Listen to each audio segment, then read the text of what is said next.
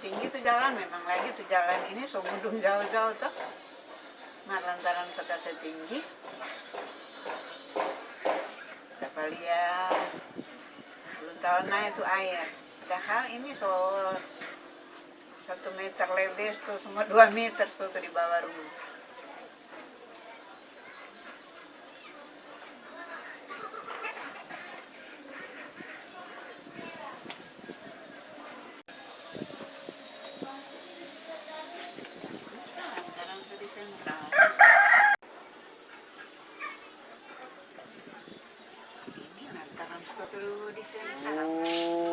Rakyat kasihan so menderita. Jadi tuh air ini dongsot tahan di pintu sentral, begitu noh. Jadi kasihan ini dapat lihat ini ndak banjir nih, padahal di dalam so banjir. Jalan tuh dong kasih tinggi, begitu noh. Jadi kalau boleh kasihan tuh rakyat ini lebih baik mengeluh pemerintah. Berapa kampung ada tinglam ini?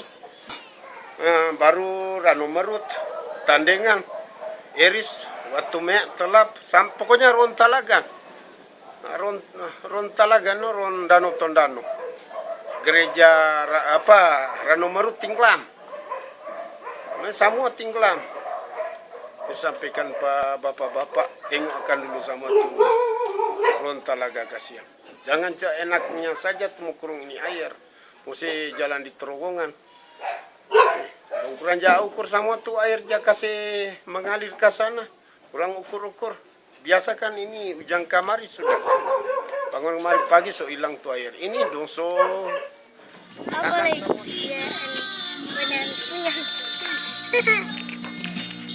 Banjir ini so berlebihan kemana? So lebih dari yang dulu-dulu. Bilang kata semua turun ke air. Ini nggak jadi-jadi. So berapa lamanya? Ini banjir ini yang besar so lama. So, bertahun-tahun ini banjir. Cuma dia akhir ini tuh baru berapa 2-3 minggu sedikit lebih banjir besar.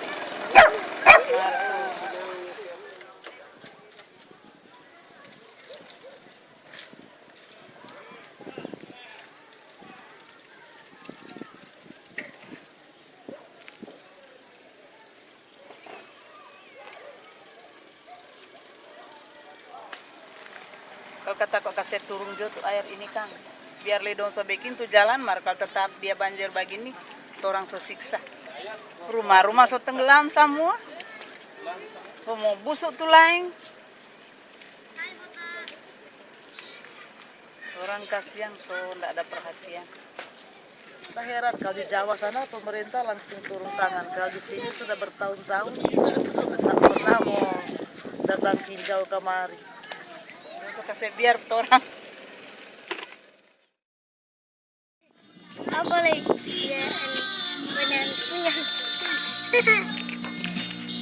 Lagi apa tuh? Lu boleh terang ini akan tengok akan dulu tuh pintu PLN. Ukuran jatuh tutup. Ribuan sawah so tenggelam. Mau tanam apa-apa di kampung so yang boleh. So saya tenggelam tuh tanah. Orang mau tanam lagi di mana? Terpaksa orang mesti ambil di pasar. Belanja di pasar. Kalau ada duit. Iya. Boleh lupa ini so boleh kan.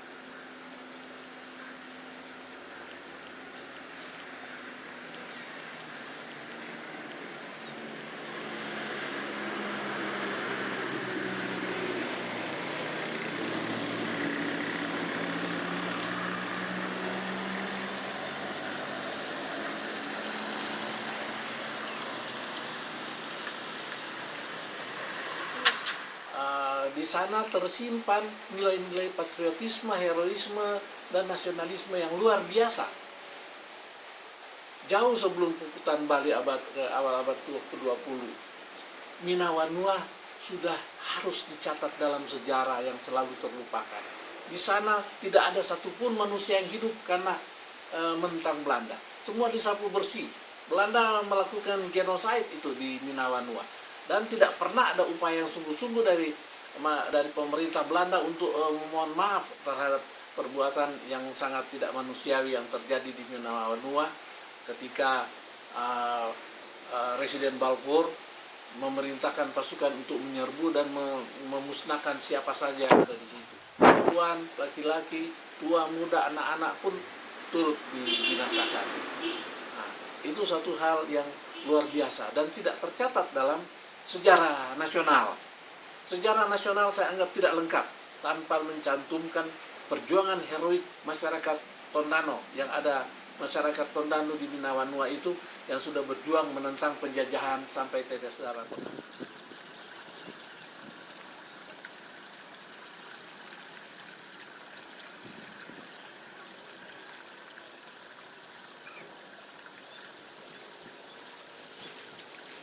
Memang dataran tinggi Danau Tondano ini dengan pusatnya Danau Tondano itu terletak cukup tinggi ya, sekitar 600 meter di atas permukaan laut.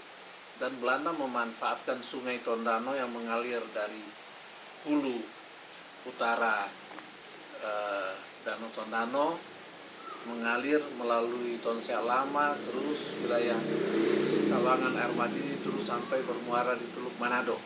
Dan Belanda melihat bahwa ada potensi untuk membangkitkan tenaga listrik dari air terjun di Tonsea Lama. Dalam bahasa kita di sini, air terjun itu disebut tunan.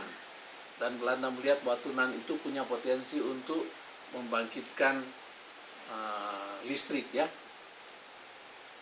Lalu itu dikuasakan kepada NV Ogem ya, yang dulu kantor pusatnya di sini di Sario.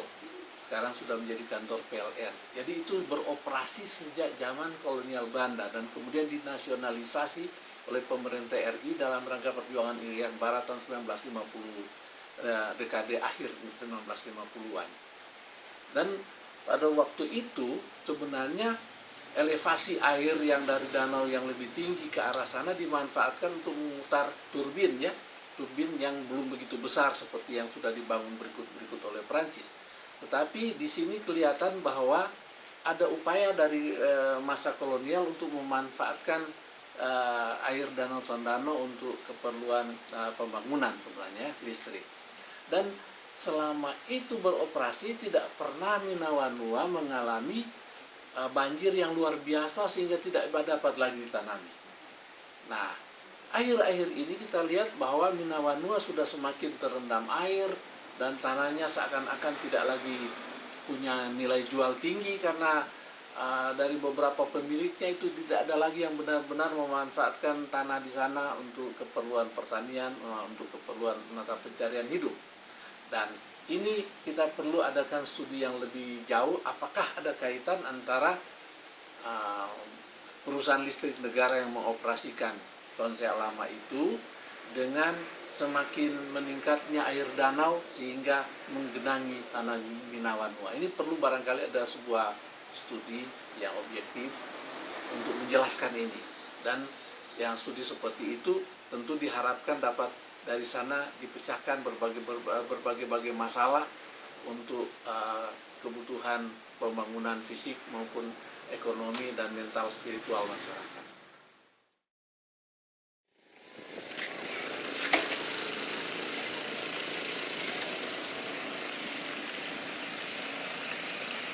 Tanggapan Bapak mengenai banjir yang saat ini di seputaran Danau Tondano? Mengenai banjir ini sebenarnya juga masyarakat di sekeliling Danau Tondano harus peka dalam arti ini banjir setahu saya itu sudah hampir langganan tiap tahun. Jadi masyarakat boleh dikata sudah terbiasa. Inilah yang salah pada masyarakat. Karena apa? Banyak lahan masyarakat yang sudah tidak bisa dipakai untuk bertani. Kita tahu sendiri bahwa lahan-lahan yang banjir itu semua lahan yang sangat subur. Jadi bisa dihitung berapa kerugian daripada masyarakat khususnya petani yang tidak bisa memanfaatkan lahan. Apalagi lahan pekarangan. Rumah mereka sepanjang tahun itu banjir. Jadi seakan-akan mereka ini harus diusir karena sudah tidak pernah lihat lagi halaman di rumah masing-masing. Dampaknya juga masalah pencemaran. karena sanitasi sudah banjir ya, sip-sip itu pasti itu udah meluap kemana-mana dan menjatuh dengan air danau.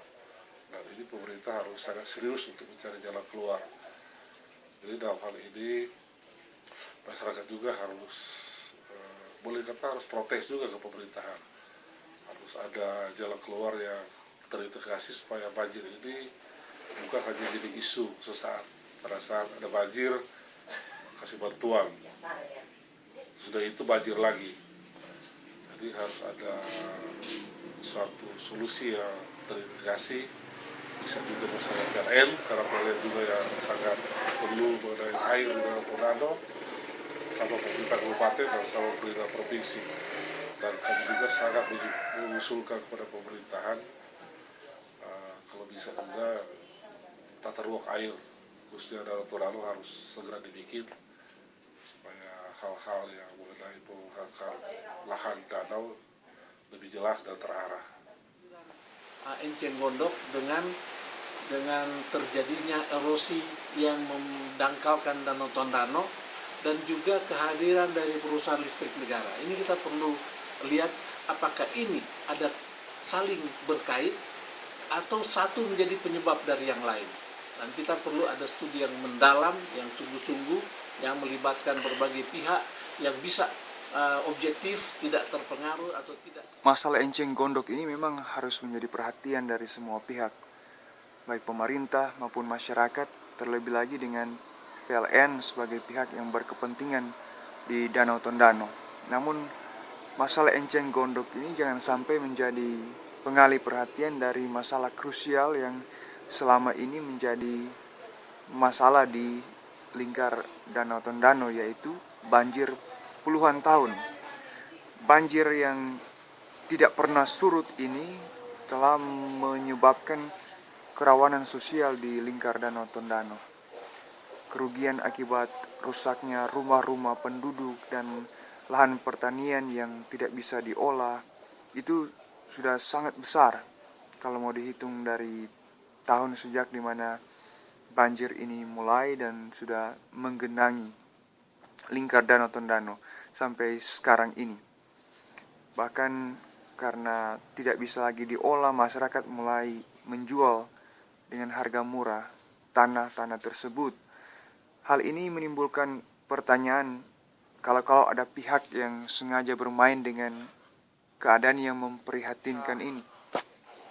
Tinggi air Danau Tondano selama puluhan tahun ini disebabkan oleh alam atau sudah ada pengaruh dari perbuatan manusia, dan apakah upaya pembebasan tanah masyarakat oleh pihak-pihak tertentu di Minawanua berkaitan dengan tidak adanya tindakan serius dari semua pihak yang berkompeten untuk mengatasi banjir. Bersama dengan itu kami dari masyarakat sedang berupaya untuk mendata kerugian yang dialami oleh masyarakat oleh karena banjir menahun ini yang menenggelamkan rumah dan tanah pertanian. Dan jikalau ada terbukti bahwa ada unsur kesengajaan dalam bencana banjir ini yang membuat masyarakat lingkar danau menderita, maka tentunya kami akan melakukan tindakan sesuai hukum yang berlaku.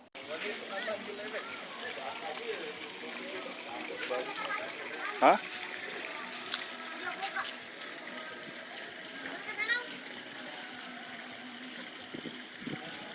Dengar kamar, oh ini boleh buka tuh di sentral dari Tornado semua Anyor.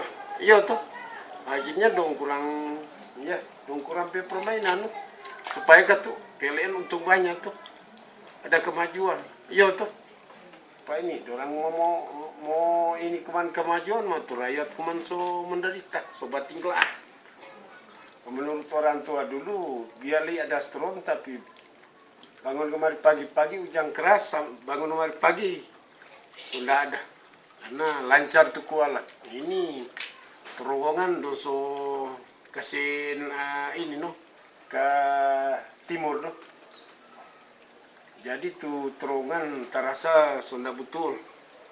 Jadi kalau boleh tuh terowongan pi survei akan pi pemerintah li akan Nahasa dengan mengatakan bahwa Danau Tondano perlu diselamatkan, masyarakat di sekitar danau harus ada kepastian bahwa kalau musim hujan mereka tidak akan kebanjiran dan musim panas mereka tidak akan kekurangan air. Misalnya dengan menempatkan sebuah pompa besar yang akan memompa air danau jikalau musim hujan dan akan kering, akan normal kalau musim panas.